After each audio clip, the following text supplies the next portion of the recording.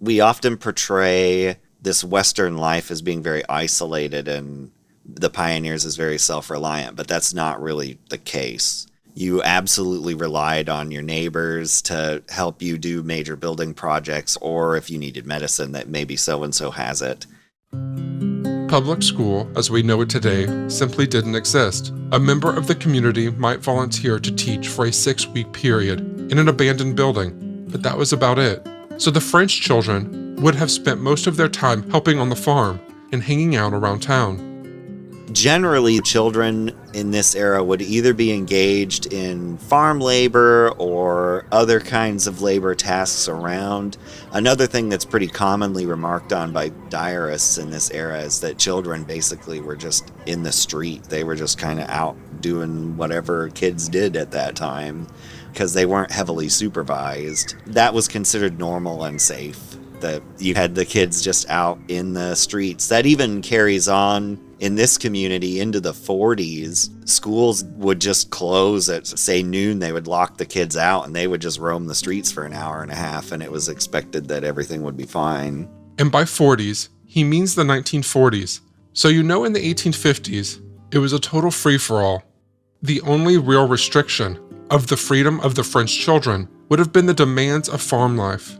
For the French family, when they were farming it, it would be farm life as normal. And in some ways, it may have even been easier than some of the earlier children who had to pioneer and maybe sleep in a tent for a couple of weeks when they first got here. The expectation would be, since they're renting that property, the record doesn't really show that there were outbuildings and things, but I would be almost certain that there's like a chicken coop or some kind of building near the house from the ag aspect of that farm. You've got some infrastructure in place and they're responsible for taking care of the farm. The male children would generally be involved in the harder tasks. I don't want to get too strict on gender roles in this era, because that's another thing that we sort of have a weird conception about, that women were absolutely always in the home in this period. It's portrayed that way in literature, but that's not practical. Women would learn how to harness the horses and plow the fields and all the stuff as needed. For the French children, they would definitely be helping out their mom and dad with the various tasks. Aaron's health wasn't great, so I assume there's a probability that either his wife, the neighbors, and their children and his children are heavily engaged in the business of trying to make the farm work. And that's horse and plow-based agriculture, or mules. Your chickens and so on are a primary source of reliable food. The other thing that we really don't think about is we're used to, even if you're desperately poor today, you're not going to go days without eating. And in this period, you may go several weeks where you're not eating regularly, either because you don't have it or something went wrong.